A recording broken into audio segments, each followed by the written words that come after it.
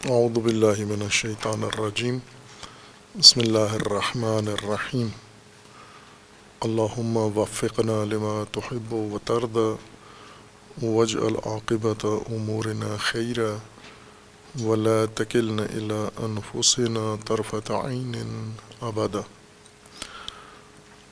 رب ادخلنی مدخل صدق واخرجنی مخرج صدق واجعل لی من لدنک سلطانا نصیرا۔ سورہ مبارکہ بقرہ آیات کریمہ۔ مثلہم کمثل الذی استوقد نارا فلما اضاءت ما حولہ ذہب اللہ بنورہم وترکہم فی ظلمات لا یبصرون صم بکم عمی فہم لا یرجعون او کصیب من السماء فیہ ظلمات ورعد وبرق یجعلون اصابعہم فی آذانہم من الصواعق حذر الموت واللہ محیط بالکافرین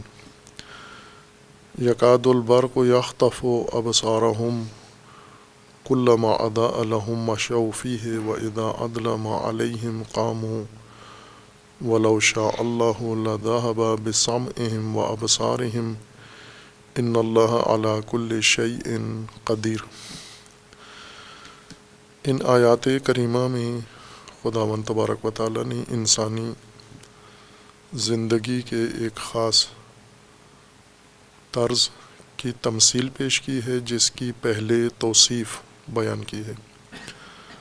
یعنی جس کو پہلے زبان توصیف میں پیش کیا ہے، وضاحت کی ہے، اسی کی زبان تمثیل سے بھی وضاحت ہے۔ اور وہ طرز زندگی ہدایت کے محور میں طرز زندگی ہے، نہ باقی پہلوؤں سے۔ انسان چونکہ محتاج ہے ہدایت کا، اپنی تخلیق میں ایسے بنایا گیا ہے کہ اس کو ہدایت کی ضرورت ہے، پرورش کی ضرورت ہے، تکامل کی ضرورت ہے۔ اپنے مقصود خلقت تک پہنچنے کے لیے اس کو علم و آگاہی و حرکت کی ضرورت ہے۔ اس کے لیے اللہ تعالیٰ نے ہدایت اسے فراہم کی ہے، اور اس ہدایت کے لیے اللہ تعالیٰ نے جہاں نمایاں علامتیں اور نشانیاں مقرر کی ہیں راستے کی نشاندہی کے لیے، مقصد کی نشاندہی کے لیے، وہیں پر خداوند تبارک و تعالیٰ نے ان نشانیوں اور علامات کے روشن ہونے کے لیے نور بھی مقرر کیا ہے، تاکہ نور انسان کے لیے ان نشانیوں کو نمایاں رکھے، واضح رکھے، اور انسان اس نور کی مدد سے نشانیاں دیکھے اور ان نشانیوں کو اپنی ہدایت کے لیے استعمال کرے۔ اور نور کے ساتھ ہی ظلمت بھی ہے، نور کا لازمہ ہے، فقدان نور ظلمت ہے۔ اور دوسری طرف سے اللہ تعالیٰ نے انسان کے اندر، جیسے انسان سے باہر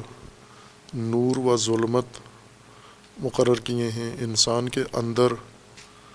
بصیرت رکھی ہے، یعنی صلاحیتیں رکھی ہیں نور کو دیکھنے کی، اور نور کے اندر ان نشانیوں کو اور علامات کو دیکھنے کے لیے، تاکہ نور کی مدد سے ان علامات کو اور نشانیوں کو دیکھے بھی اور انہیں اپنائے بھی انسان، اور ان کے مطابق اپنا تکامل کرے، اپنی رشد کرے، اپنی نشو و نما کرے، اور اپنے مقصود تک جانے کے لیے اہتمام کرے۔ بس تین امر ہیں جو آپس میں متصل ہیں، یا کہیں ہم چار چیزیں ہیں جنہیں اللہ تعالیٰ نے آپس میں مربوط کیا ہے: انسان، دوسرا انسان کی ہدایت، تیسرا انسان کی صلاحیت، اور چوتھی چیز ہے ہدایت کو دیکھنے کے لیے نور اور ظلمت، متقابل طور پر ہدایت کے متقابل ہدایت کے متضاد ضلالت بھی ہے، یعنی انسانی اختیار ہر جگہ ملحوظ رکھا گیا ہے۔ صرف نور ہوتا تو انسان اختیار استعمال نہیں کر سکتا، صرف ہدایت ہو ضلالت نہ ہو تو بھی انسانی اختیار بے معنی ہو جاتا ہے۔ اور اسی طرح انسانی صلاحیت کا استعمال اگر فقط بصیرت ہو اور نافہمی نہ ہو، غباوت نہ ہو، تو یہ بھی انسانی اختیار کو نظر انداز کرنا ہے۔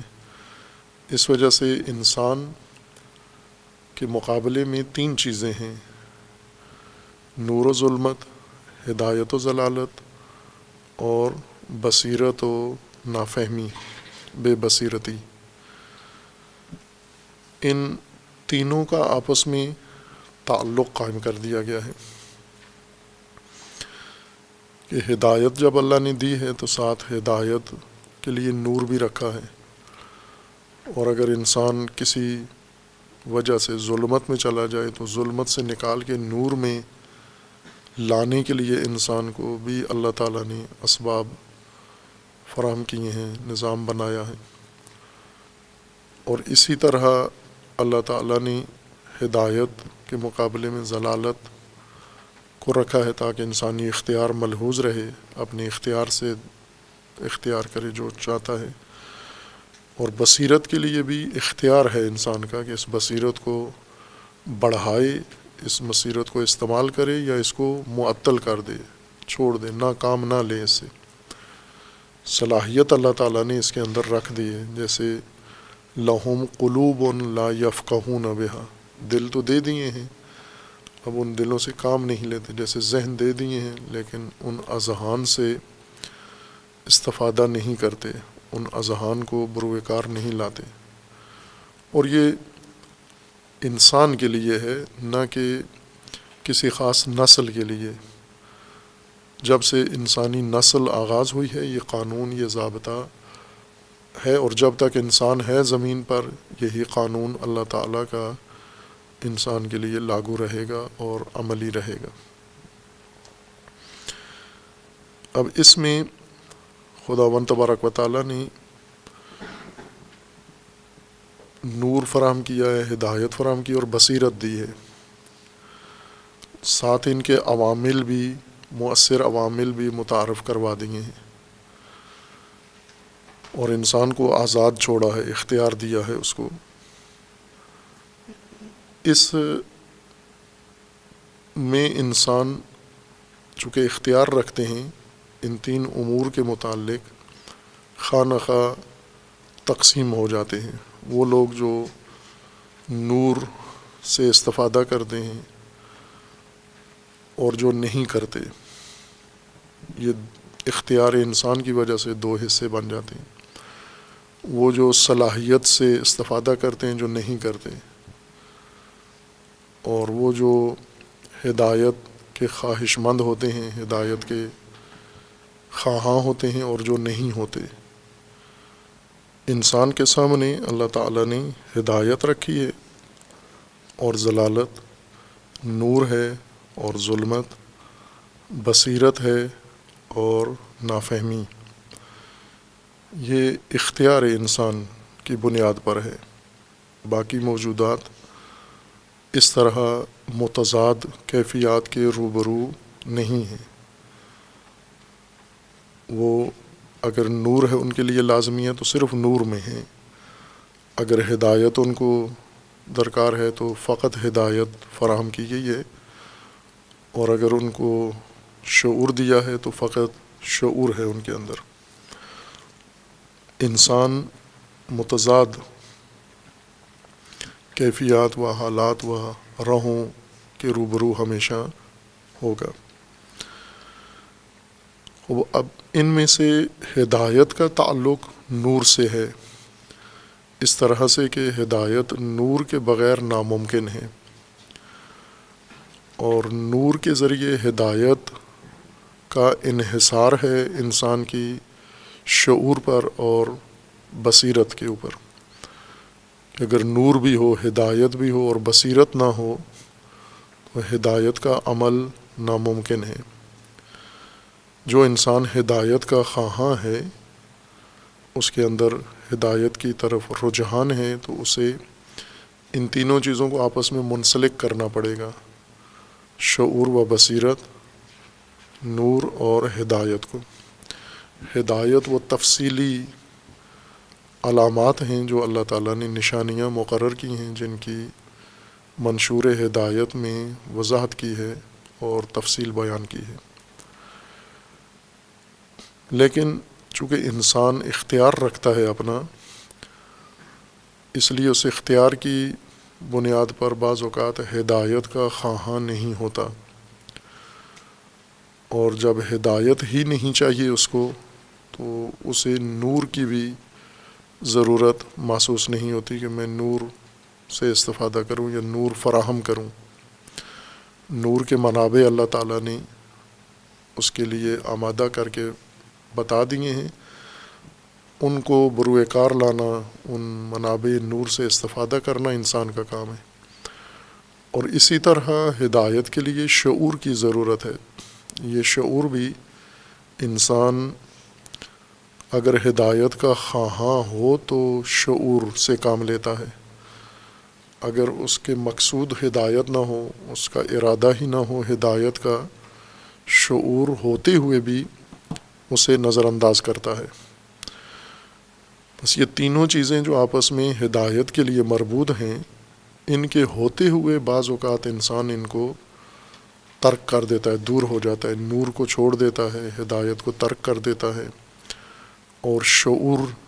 ترک کر دیتا ہے، اور تینوں کی متضاد کیفیتوں میں چلا جاتا ہے۔ نور کے بجائے ظلمت میں، اور ہدایت کے بجائے ضلالت میں چلا جاتا ہے، اور شعور کے بجائے بے شعوری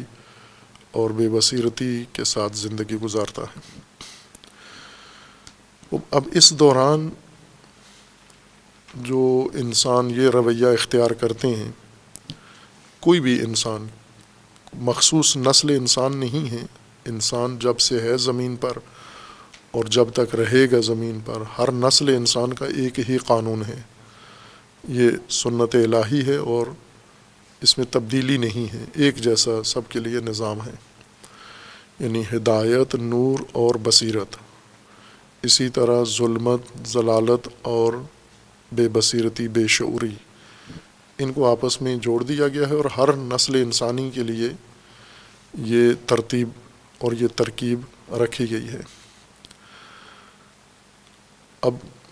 اگر کوئی انسانی نسل ایسی ہے جو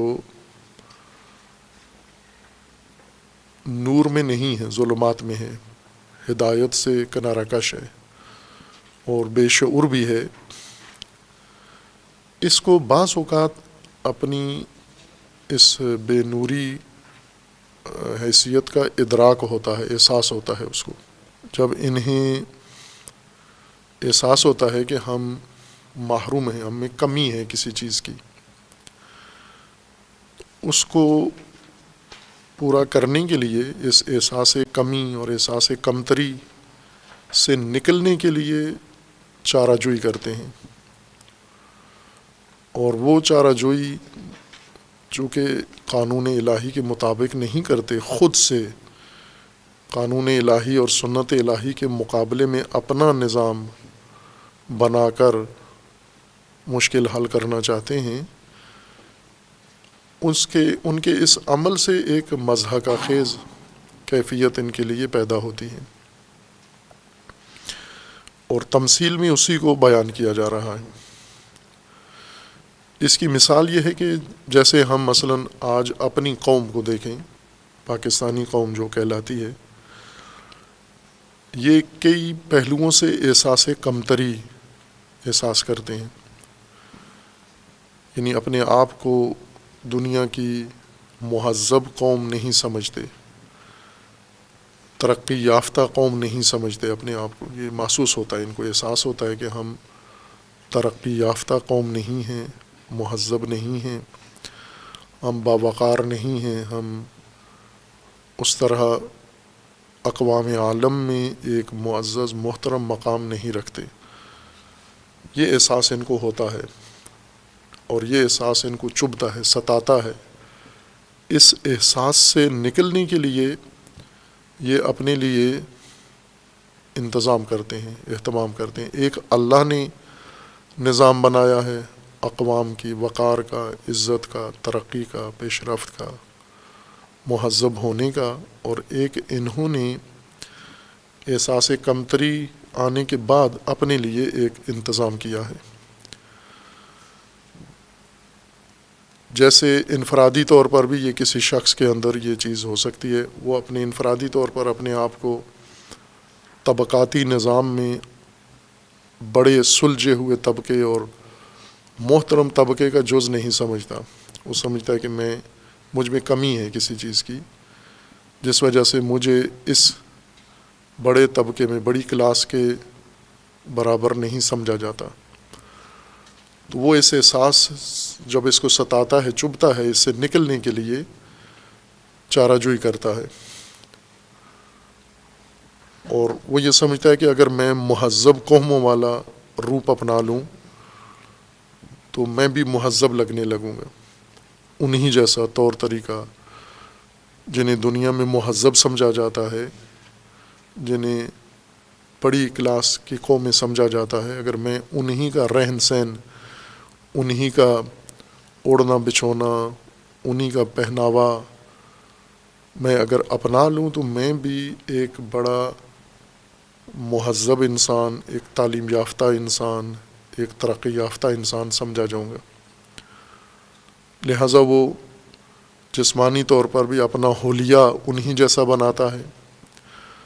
اور اپنے انداز انہی جیسے بناتا ہے، اپنی گفتگو انہی جیسی اختیار کرتا ہے، اپنی چال ڈھال انہی کے رنگ میں بناتا ہے، لباس انہی جیسا پہنتا ہے، گفتگو انہی جیسی کرتا ہے، زبان ان کی سیکھتا ہے، حلیہ اپنا ظاہری انہی جیسا بناتا ہے، تاکہ میں اپنے اس معاشرے میں جو کمتری کا شکار معاشرہ ہے، میں اس کا حصہ نہ ہوں، بلکہ میں مہذب کلاس کا حصہ سمجھا جاؤں۔ اور اس کے لیے جو اقدام کرتا ہے وہ اس کو مزید مضحکہ بنا دیتے ہیں، انسان کو مزید اس کے اندر حقارت پیدا کر دیتے ہیں، اور دوسروں کی نگاہوں میں بھی اس کی تحقیر ہو جاتی ہے۔ یہ جو روزانہ ہم دیکھتے ہیں ایک نسل یہ کر رہی ہے، یہ کام احساس کمتری میں مبتلا ہو کر اپنی پہچان ختم کر دی ہے اور دوسری پہچان بنانے کی کوشش میں ہے، انفرادی طور پر بھی اور سماجی طور پر بھی، اور اسی تگ و دو میں ہے ابھی۔ یعنی جو قرآن تمثیل پیش کر رہا ہے اس کی ایک مثال یا اس کا ایک نمونہ خود ہماری قوم کا جو موجودہ حال ہے، یہ یہی کام کر رہے ہیں۔ یعنی ظلمات میں اپنے آپ کو پاتے ہیں،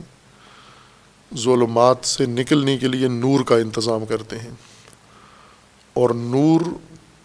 ان کی تعلیم شعور کے مطابق نور انہیں نار سے ملنا ہے، اور نار جلاتے ہیں نور کے بجائے، اور جب نار روشن کرتے ہیں تو وہ نار انہیں روشنی کے نیت سے کرتے ہیں، لیکن نار روشنی کم دیتی ہے، احتراق زیادہ ہے، جلانا اس کا زیادہ اثر ہے، بڑا اثر ہے۔ اور نار کی عمر جو یہ فراہم کرتے ہیں اپنے لیے وہ بہت مختصر ہے، وہ بے اثر ہو جاتی ہے، تھوڑے دنوں کے بعد یا کچھ وقت کے بعد بے خاصیت ہو جاتی ہے وہ نار، اور پھر واپس اسی ظلمت میں آ جاتے ہیں دوبارہ۔ اور جب ظلمت میں آ جاتے ہیں تو اب ان کی کیفیت یہ ہے کہ ایک تو نور سے محروم ہیں،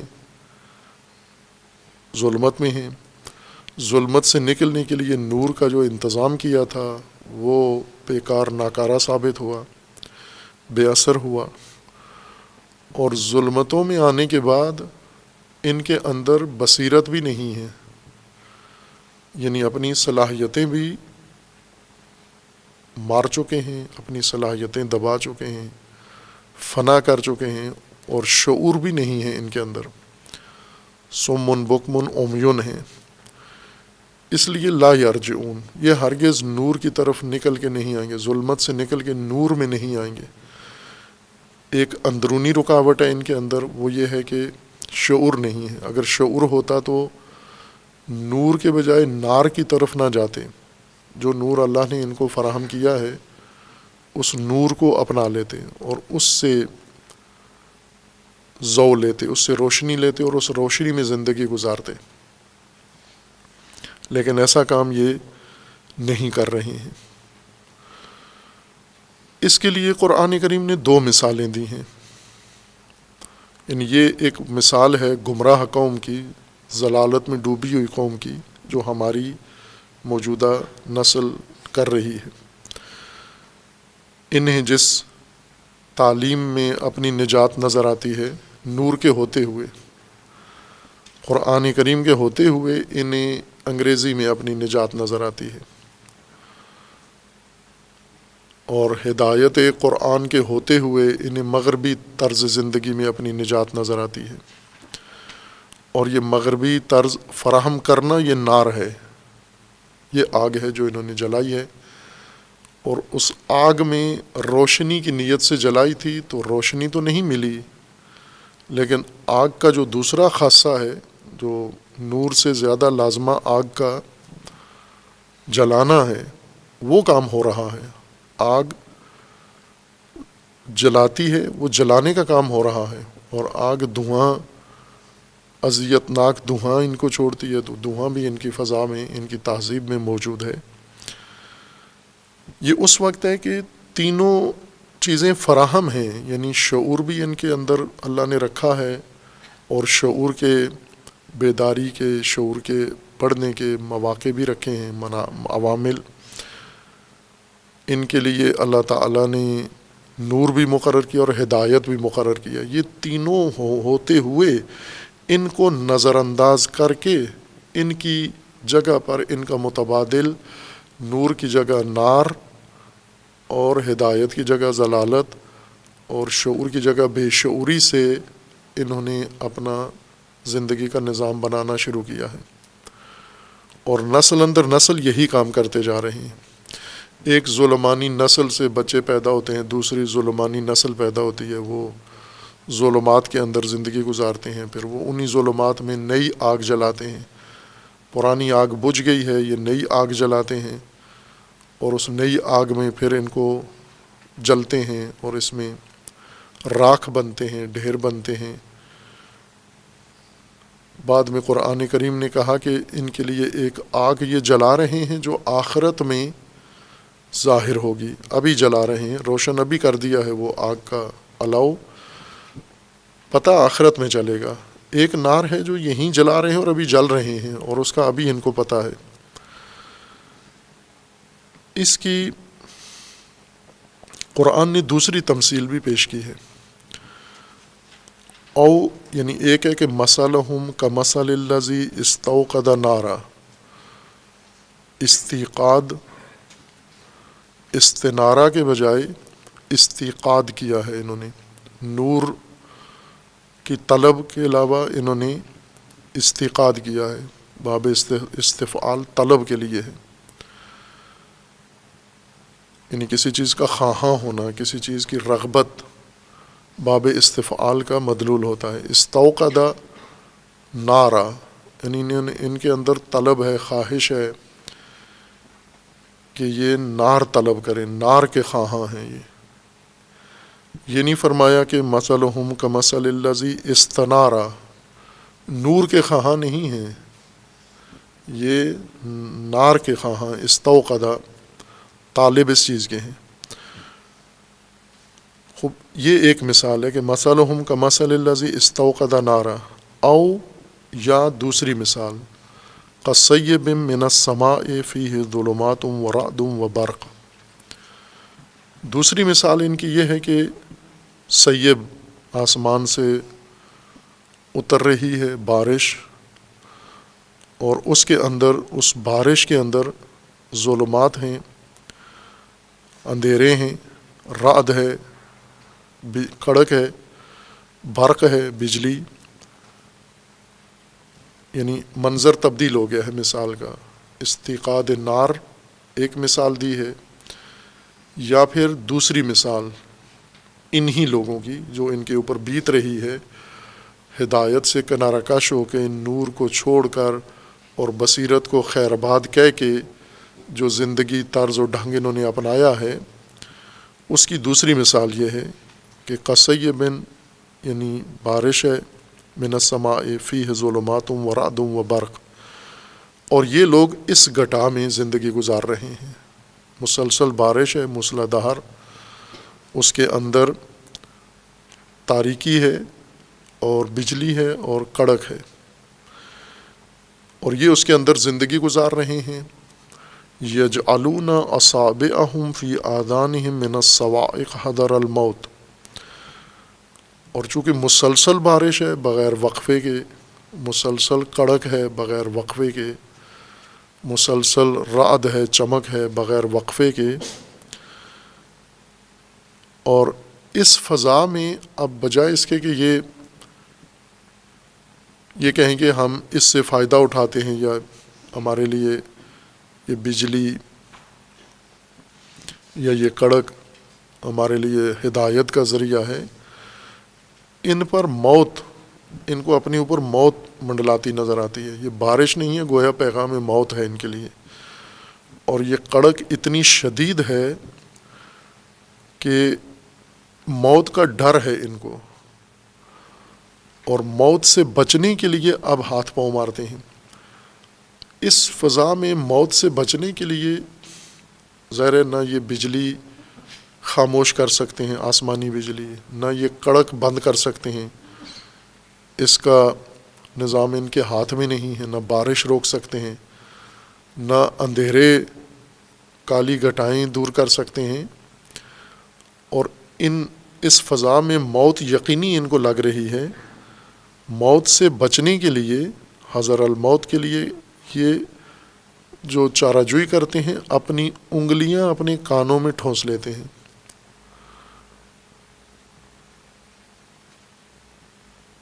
یجعلون اصابعہم فی آذانہم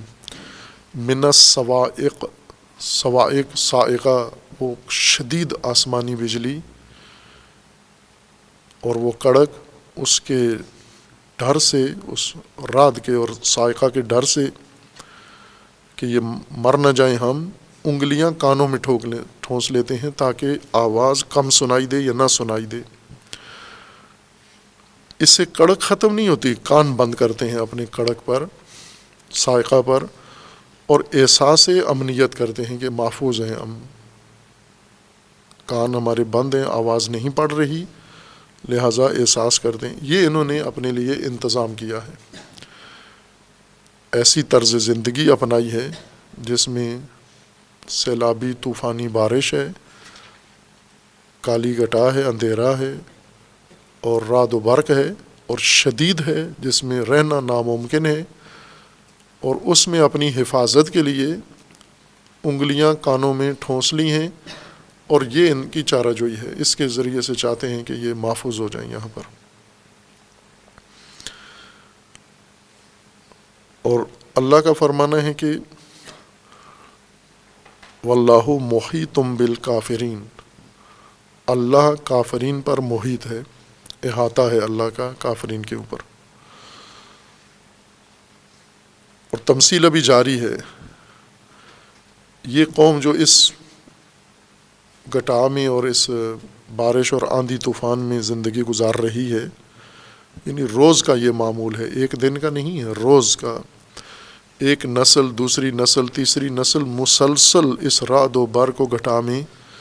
زندگی گزار رہی ہے. یکاد البرق یخطف ابصارہم، اور بجلی جب چمکتی ہے، برق، شدید برق چمکتی ہے، اس برق کی شدت اتنی ہے کہ ان کی آنکھیں متحمل نہیں ہو سکتی، اس کو برداشت نہیں کر سکتی، اور برق ان کی آنکھوں کو ہی چندیا دیتی ہے، اچک لیتی ہے، یعنی ان کی بصارت ختم کر دیتی ہے، خطف بصیرت یا بصارت کرتی ہے، اڑا دیتی ہے، نگاہ ان کو اندھیرا چھا جاتا ہے، اس قدر شدید ہے وہ برق۔ کلما اضاء لہم، اور بجلی کی وجہ سے روشنی جب تھوڑی سی لہجے کے لیے، یعنی وہ پورا لہجہ بھی نہیں ہوتی، برق کی رفتار اتنی ہے، یعنی برق کی رفتار نور کی رفتار ہے، جو ابھی تک موجودات میں سب سے زیادہ سریع رفتار نور کی ہے، اور یہ برق نور کا ایک شدید سائقہ ہے، یا شدید ایک جھلک ہے جو پڑتی ہے زمین کے اوپر، آسمانی برق۔ اس کی عمر بہت کم ہے، پورا لہجہ بھی نہیں ہوتی، جو ہی چمکتی ہے پھر فوراً بجھ جاتی ہے۔ جو ہی برق چمکتی ہے، ان تھوڑا سا منظر روشن ہوتا ہے، مستضیع ہوتا ہے، مشوفی ہے، چلنا شروع کر دیتے ہیں اس میں، سمجھتے ہیں کہ نور آ گیا، روشنی آ گئی، اور معاشرہ ہمارا اب روشنی میں سفر کرے گا۔ وَإِذَا أَظْلَمَ عَلَيْهِمْ، دوسرے لمحے پھر یہی برق ختم ہو جاتی ہے اور ان پہ اوپر دوبارہ ظلمت چھا جاتی ہے۔ قاموا، مشو کے مقابلے میں قاموا، یعنی فوراً متوقف ہو جاتے ہیں، ٹھہر جاتے ہیں، رک جاتے ہیں۔ برق چمکتی ہے تو ایک قدم اٹھاتے ہیں اور فوراً برق ختم ہو جاتی ہے، آسمانی بجلی، تو رک جاتے ہیں۔ وَلَوْ شَاءَ اللَّهُ لَذَهَبَ بِسَمْعِهِمْ وَأَبْصَارِهِمْ، اگر اللہ کی مشیت ہو یا اللہ چاہے تو سمع و بصارت بھی ان کے ختم کر دے۔ ابھی سمع و بصر ختم نہیں ہوئے، انہوں نے خود اپنے لیے جو رویہ زندگی کا، جو طرز زندگی چنی ہے، اپنا انتخاب ہے ان کا، ابھی اللہ نے انہیں کسی چیز سے محروم نہیں کیا، انہوں نے خود انتخاب کیا ہے، ظلمت کو، گھٹا کو، آندھی کو، یعنی نور سے کنارہ کش ہوئے ہیں، ہدایت کو ترک کیا ہے اور شعور کو بھی چھوڑا ہے، اور اپنے لیے خود سے اس کے مقابلے میں متبادل انتظام کیا ہے، نور کے متبادل بھی انتظام کیا ہے، ہدایت کے متبادل بھی انتظام کیا ہے، اور شعور کے متبادل بھی انہوں نے انتظام کیا ہے، اور یہ ان کی حالت ہے۔ اور اللہ چاہے تو ان کے سمع و بصر، ان کے ادراک، ان کی فہم کو ختم کر دے۔ ان اللہ علی کل شیء قدیر، اللہ ہر چیز پر قادر ہے، اللہ کی قدرت میں ہے سب کچھ۔ خوب اب مثال بدل لی گئی ہے فوراً، بیچ میں دوسری آیات حائل بھی نہیں ہے۔ عموماً مثالیں قرآن کریم کی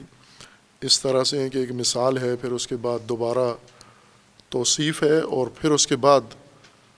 ایک مثال ضرورت پڑنے پر پھر قائم کی گئی ہے، لیکن یہاں پر بلا وقفہ ایک مثال ہے اور فوراً ہی مثال بدل دی گئی ہے، منظر تبدیل کر کے مثال دیگر پیش کر دی گئی ہے۔ اگر ہم یہ کہیں کہ وہی مطلب جو پہلی مثال میں تھا وہی سمجھانا مقصود ہے، تو یہ عبث ہے، یہ لغو ہے، چونکہ پہلی مثال سے جو سمجھانا مقصود تھا ایک تمثیل ہو گئی ہے، دوسری تمثیل اسی مقصد کے لیے یہ فصاحت کے بھی خلاف ہے اور قرآن کی حکمت کے بھی خلاف ہے۔ فوراً فی الفور بلا وقفہ جب دوسری مثال تکرار کی گئی ہے یا دی گئی ہے، تو اس کا مطلب یہ ہے کہ اس مثال سے وہ چیز نمایاں کرنا مقصود ہے جو مثال اول میں نہیں ہے۔ مثال اول نے اپنا جو پیغام تھا وہ پورا پہنچا دیا ہے، مثال دوم ایک اور چیز تفہیم کرنے کے لیے ہے، نہ اسی کو تکرار کرنے کے لیے۔ تکرار اس طرح سے متواتر اور متوالی تکرار، یہ فصاحت کے خلاف ہے جو قرآن میں نہیں ہے اس طرح کے نمونہ۔ لیکن عموماً ترجمے اور تفسیریں اس طرح سے کی گئی ہیں کہ ایک ہی بات ہے پہلی مثال میں بھی، اور وہی بات دوسری مثال کے اندر بھی تکرار ہو رہی ہے۔ اس پہلو کی طرف توجہ کیے بغیر کہ اس سے جو محظور لازم آتا ہے قرآن کریم کے متعلق، اس کی طرف کوئی دھیان نہیں ہے ان کا۔ خوب اصل دونوں مثالوں کی بنیاد یہ ہے کہ قرآن کریم نے انسان کے لیے ہدایت پیش کی ہے۔ قرآن ذالک الکتاب لا ریب فیہ ھدی للمتقین، ہدایت ہے یہ۔ اس ہدایت کے لیے، ہدایت کے حصول کے لیے نور اللہ نے مقرر کیا ہے۔ ہدایت وہ نشانیاں ہیں، وہ نقشہ ہے، اور یہ نقشہ نور میں نظر آتا ہے۔ اور دوسرا یہ کہ اس نقشے کو پڑھنے کے لیے اور نور کے ہوتے ہوئے اس نقشے کے مطابق پڑھنے اور چلنے کے لیے، اس نقشے کو سمجھنے اور چلنے کے لیے بصیرت کی بھی ضرورت ہے۔ تو 3 اہتمام اللہ نے کیے ہیں انسان کے لیے۔ انسان ایک چوتھی حقیقت ہے۔ یہ 3 چیزیں انسان کے لیے فراہم کی ہیں، ہدایت، نور اور بصیرت۔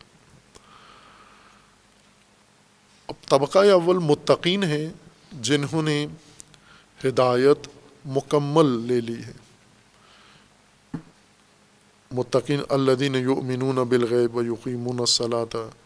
ومما رزقناہم ینفقون، اور آخر تک وبالآخرۃ ہم یوقنون۔ یہ ان کی اجمالی تفصیل بیان کی گئی ہے کہ یہ وہ طبقہ ہے جسے قرآن نے مومن کہا ہے، اور آخر میں کہا ہے کہ یہ لوگ ہیں جو اولئک علی ھدی من ربہم واولئک ھم المفلحون، یہ ہدایت پر ہیں، یعنی ہدایت ان کے پاس آ گئی ہے۔ ان کے اندر چونکہ انہیں پہلے ہی متقی فرض کر لیا گیا ہے، یہ متقی ہیں، یعنی محفوظ ہے، بصیرت محفوظ ہے، ان کی شعور ہے ان کے اندر، اور اسی لیے انہوں نے ایمان، اسی لیے انہوں نے اقامت الصلاۃ، اسی لیے انہوں نے انفاق، جو بنیادی ارکان ہیں ہدایت کے، وہ انہوں نے اپنا لیے ہیں، اور ان کے مطابق اب زندگی بسر کریں۔ اولئک علی ھدی من ربہم، یہ ہدایت پر ہیں۔ یعنی تینوں چیزیں انہوں نے جو اللہ نے ان کے لیے مقرر کی تھی، تینوں انہوں نے مکمل اختیار کر لی ہیں، ہدایت، نور اور بصیرت۔ ہدایت، نور اور بصیرت، یہ پہلے طبقے میں مسلم ہیں تینوں۔ دوسرا طبقہ وہ ہے جو انہوں نے ان تینوں کو یکسر انکار کر دیا ہے۔ الذین کفروا، نہ نور کے قائل ہیں، معتقد ہیں، نہ مانا ہے، نہ اپنایا ہے، نہ ہدایت کو مانتے ہیں،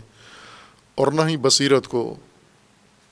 اور ان کی بصیرت کے بارے میں زیادہ واضح ہے کہ ختم اللہ علی قلوبہم، انہوں نے مکمل ہر چیز اپنی بند کر دی ہے، کوئی امکان بھی نہیں ہے۔ اور ان کے بارے میں رسول اللہ صلی اللہ علیہ وآلہ وسلم کو حکم ہے، جن کو قرآن نے متعارف کروایا ہے کہ ظلمات سے نکال کے نور میں لانا ان کا کام ہے۔ اس طبقے کے بارے میں فرمایا کہ آپ نہ تھکیں ان کے ساتھ، یہ نہیں لا سکتے، ان کو ظلمات سے نکال کر نور میں نہیں لا سکتے آپ۔ لا یؤمنون، ان کے بارے میں حکم صادر ہو گیا ہے، یعنی یہ خود نہیں کریں گے۔ اس حالت میں پہنچا دیا انہوں نے اپنے آپ کو، یہ معاشرہ، یہ سماج اور یہ نسل، یہ قوم وہاں جا پہنچی ہے کہ یہاں سے آگے انہوں نے قبول نہیں کرنا۔ پھر تیسرے طبقے کا، تیسرے سماج کا ذکر آیا کہ جو نور کے ہوتے ہوئے نور کو نظر انداز کرتے ہیں، ہدایت کے ہوتے ہوئے ہدایت کو نظر انداز کرتے ہیں، اور بے شعور ہیں۔ قرآن نے ان کے لیے 2 دفعہ تکرار کیا، وما یشعرون ولا یشعرون، اور ایک دفعہ کہا لا یعلمون، اور ایک دفعہ کہا کہ ہم السفہاء۔ یہ ان کی خصوصیات ذکر کی ہیں کہ سفیہ ہیں، احمق ہیں، عقل نہیں رکھتے، استفادہ نہیں کرتے، بے شعوری ہے ان کے اندر۔ یہ لوگ چونکہ دوسرے پہلے طبقے کی طرح بھی نہیں ہیں کہ انہوں نے ہدایت بھی مکمل، نور بھی مکمل اور بصیرت بھی مکمل، شعور بھی مکمل لیا ہو، دوسرے کی طرح بھی نہیں ہیں کہ بالکل ہی انکاری ہوں، بلکہ انہوں نے ایک دوغلا پن اپنایا ہے کہ ظاہراً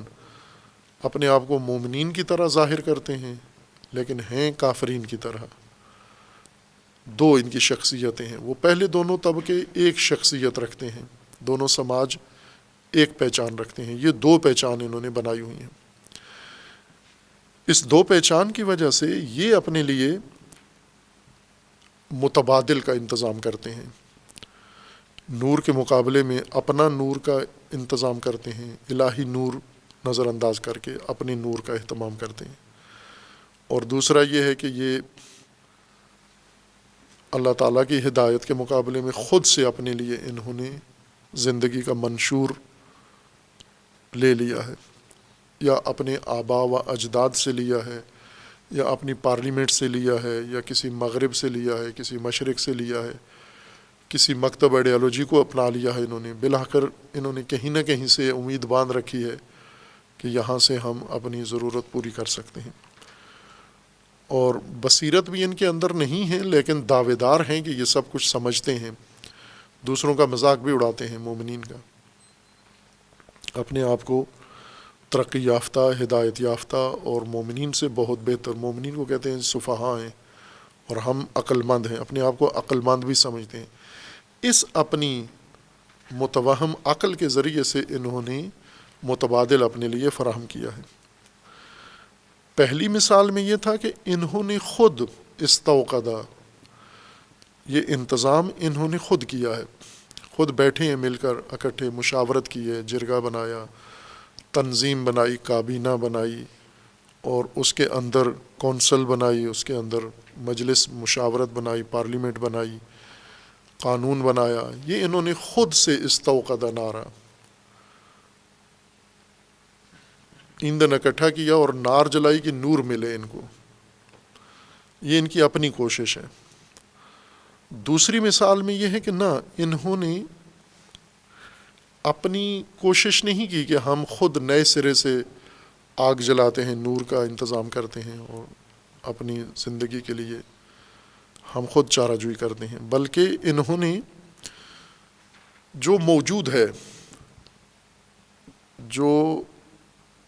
ان کی نگاہوں میں نور ہے اور بہت شدید نورانیت ہے، جس میں طبعی طور پر موجود ہے یا کسی اور نسل کا بنایا ہوا ہے، کسی اور معاشرے کا بنایا ہوا نظام ہے،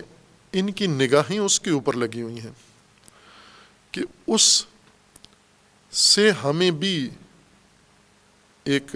شعاع ملے گی، روشنی کی کرن وہاں سے ہماری طرف آئے گی۔ وہ جو سدھرا ہوا معاشرہ ہے، وہ جو ترقی یافتہ معاشرہ ہے، وہ جو بہت پیش رفت والا معاشرہ ہے، ان سے ایک جھلک، ایک نور ہمیں ملے گا، ہم اس نور میں زندگی بسر کریں گے۔ اصل بات دونوں مثالوں میں ایک ہے، وہ یہ کہ اللہ کے نور کو چھوڑ کر، اللہ کی ہدایت کو چھوڑ کر اور شعور کو ترک کر کے، کنارہ کش ہو کر جو چارہ جوئی کرنی چاہ رہے ہیں، یہی طبقہ جس کو قرآن منافق کہہ رہا ہے، یعنی یہ دوغلے لوگ جنہوں نے قرآن چھوڑ دیا، قرآن کے بغیر زندگی گزار رہے ہیں، جنہوں نے الہی ہدایت کی ساری نشانیاں ایک ایک کر کے اٹھا کے نظر انداز کر دیں، سیاست چھوڑ دی، حکومت اللہ کی چھوڑ دی، نظام اللہ کا چھوڑ دیا، قانون اللہ کا چھوڑ دیا، عدل و انصاف کے پیمانے معیار اللہ کے چھوڑ دیے، کام کاروبار معیشت کے معیار چھوڑ دیے، تعلیم و تعلم و روابط کو چھوڑ دیا، بالکل اٹھا کے بلا دیا، اور پھر اب کیا کرنا ہے؟ اب خود بیٹھے ہوئے سسٹم بنانے کے لیے، نظام بنانے کے لیے۔ وہ نظام جو خود بنا رہے ہیں وہ نار ہے۔ ایک وہ طبقہ ہے کہ نہ، خود نہیں بنا رہے۔ جیسے اگر ہم اپنے معاشرے کی مثال لیں تو دوسری مثال زیادہ ان پر منطبق ہے کہ اس چیز میں یہ شریک ہیں کہ انہوں نے بھی اللہ کا نظام چھوڑ دیا ہے، نور، ہدایت، شعور، تینوں چیزیں ترک کر دی ہیں۔ اب احساس تو ہوتا ہے کہ ہمارے پاس ترقی ہم نے کرنی ہے، زندگی گزارنی ہے، وسائل زندگی، رہنمائی، روشنی تو چاہیے ان کو۔ روشنی کے لیے یہ منتظر ہیں بجلی کے، آسمانی بجلی، یعنی جو کچھ ان کی کوششوں سے نہیں، کسی اور کی کوششوں سے جو کچھ نور یا جو نظام تشکیل پایا ہے، یہ اس نظام پر آنکھیں جمائے بیٹھے ہوئے ہیں، اس کی انتظار میں ہیں کہ وہاں سے ہمیں میسر آئے گا، وہ نظام ہمیں اپنی روشنی میں، اپنے نور میں لے لے گا، وہاں کی شعاع ہماری نسل پر پڑے گی اور ہم بھی انہی کی طرح روشن ہو جائیں گے اور سدھر جائیں گے۔ بس دوسری مثال میں یہ مطلب اضافہ کیا گیا ہے کہ خود کوشش نہیں کی، استقاد نہیں کیا، بلکہ جلی ہوئی آگ یا نور جو ان کے بغیر کسی اور منبع کی وجہ سے پیدا ہوا تھا اس سے امید لگا کے بیٹھے ہوئے ہیں، ظلمت میں ہیں اور نور کی انتظار میں ہیں۔ نور کہاں سے آئے گا؟ قرآن نے مثال میں بتایا ہے، مثال یہ کہ آسمانی بجلی سے آئے گا۔ یہ آسمانی بجلی مثال ہے، ممثل کیا ہے؟ جس کی یہ مثال ہے، ممثل یہ ہے کہ ایک قوم جو اللہ کے نظام کو چھوڑ کر، نور و ہدایت و شعور کو چھوڑ کر، انسان کسی دوسری آبادی، کسی دوسری بستی، کسی دوسرے معاشرے کی تقلید میں بیٹھے ہوئے ہیں اور وہاں سے لے کر آتے ہیں، وہاں سے برقی شعاعیں لاتے ہیں، وہاں سے نظام لاتے ہیں، وہاں کے تجربے لاتے ہیں، وہاں کی روشنی لے کر آتے ہیں، وہاں امیدیں لگائے بیٹھے ہیں۔ وہ جو جہاں یہ امیدیں لگائے بیٹھے ہیں، یہ دراصل پہلی مثال سے زیادہ خراب تر ہے۔ جنہوں نے خود آگ جلائی ہے، وہ جلتی نہیں، بجھ جاتی ہے اور نور نہیں ملتا، اور پھر جلاتے ہیں، پھر اسی کشمکش میں زندگیاں، نسلیں گزار رہی ہیں اپنی عمریں۔ ان سے بدتر یہ دوسری مثال میں فرض کیا گیا ہے کہ دوسری مثال یہ ہے کہ اللہ کے نظام کے بجائے اور خود آگ جلانے کے بجائے کسی دوسرے نظام کو اپنانے کے لیے تیار بیٹھے ہیں، اس میں زندگی گزارنے کے لیے تیار ہیں۔ آج کی اگر اس کو مثال دے کے کہیں کہ یہ نگاہیں لگائے ہوئے ہیں کہ ہم مغربی نظام، مادی نظام اپنائیں گے اور مادی نظام سے مسلمان ملک ترقی کرے گا، مسلمان قوم ترقی کرے گی، جیسا سر سید احمد خان نے یہ کام کیا، یہ مثال ان کے لیے ہے۔ او کالصیب من السماء، یعنی انہیں احساس ہوا سر سید احمد خان اور ان کے ہم فکر لوگوں کو کہ ہم ظلمات میں ہیں، مسلمان بر صغیر میں ظلمات میں ہیں، ان کو ظلمات سے نکلنا ہے۔ کیا کریں؟ ظلمات بیٹھ کے آگ جلائے۔ خوب یہ کام دوسروں نے کیا، بعضوں نے، لیکن انہوں نے خود آگ نہیں جلائی۔ سر سید صاحب نے، انہوں نے آسمانی بجلی پہ امیدیں باندھ لیں کہ ایک نظام بنا ہوا ہے، وہ آسمانی بجلی گھٹا جو خود اس خطے کے مسلمانوں کے اوپر اور غیر مسلمانوں کے اوپر مسلط ہیں، انگریزی استعماری نظام، یہ وہ کالی گھٹا ہے۔ اس کالی گھٹا میں برق بھی ہے، رعد بھی ہے، کڑک بھی ہے، چمک بھی ہے، اور یہ جب کڑکتی ہے یہ بجلی، کڑک آواز ہے بہت شدید، موت نظر آنا شروع ہو جاتی ہے ان کو، اس میں اپنی موت نظر آتی ہے، انگلیاں کانوں میں ٹھونس لیتے ہیں تاکہ مرے نہیں، موت سے بچ جائیں۔ اور جب چمک، چونکہ کڑک اور چمک ایک ساتھ پیدا ہوتے ہیں دونوں، چمک پہلے آتی ہے، کڑک بعد میں آتی ہے، چونکہ آواز اور نور کی رفتار میں، اس میں سرعت میں فرق ہے۔ نور پہلے زمین پہ پہنچتا ہے بادلوں سے اور کڑک بعد میں پہنچتی ہے۔ جب کڑک زمین پہ آتی ہے تو موت ان کو نظر آنا شروع ہو جاتی ہے، اور جب بجلی چمکتی ہے تو یہ سمجھتے ہیں کہ نور آ گیا ہے، روشنی آ گئی ہے، اور اس میں فوراً چلنا شروع کر دیتے ہیں کہ اب روشنی آ گئی، اب یہ چیز ہمیں مغرب سے نصاب آ گیا، مغرب سے تعلیمی نظام آ گیا، مغرب سے عدالتی نظام آ گیا، مغرب سے سیاسی نظام آ گیا، مغرب سے جمہوری نظام آ گیا۔ بجلی چمکی ان کی سرزمین پر، انہوں نے فوراً چلنا شروع کر دیا، ترقی، قومی ترقی شروع ہو گئی، ترقی کا سفر شروع ہوا۔ لیکن اس بجلی کی عمر، اول تو یہ جلانے والی بجلی ہے، یہ چلانے والی بجلی نہیں ہے، یہ مشی کے لیے نہیں ہے۔ آسمانی بجلی، مثال جو قرآن نے دی آسمانی بجلی کی، یہ جلانے کے لیے ہے، یعنی اتنا شدید کرنٹ ہے اس کے اندر کہ یہ کسی چیز کو بھی راکھ بنا دیتی ہے۔ درختوں پہ پڑتی ہے، انہیں آگ لگا دیتی ہے، ڈھیر بنا دیتی ہے راکھ کا۔ چٹانوں پہ پڑتی ہے، چٹان منفجر ہو جاتی ہے، پہاڑوں پہ پڑتی ہے، ریزہ ریزہ ہو جاتے ہیں، انسانوں پہ، جانوروں پہ پڑے انہیں تکا بوٹی کر دیتی ہے۔ یہ بجلی تعمیری بجلی نہیں ہے، یہ بجلی ویرانگر بجلی ہے، اور انہوں نے ویران کرنے والی بجلی سے تعمیری بجلی کی امیدیں لگا لی ہیں کہ ہم اس بجلی کی روشنی میں اپنی نسل تربیت کریں گے، ان کو پڑھائیں گے، ان کو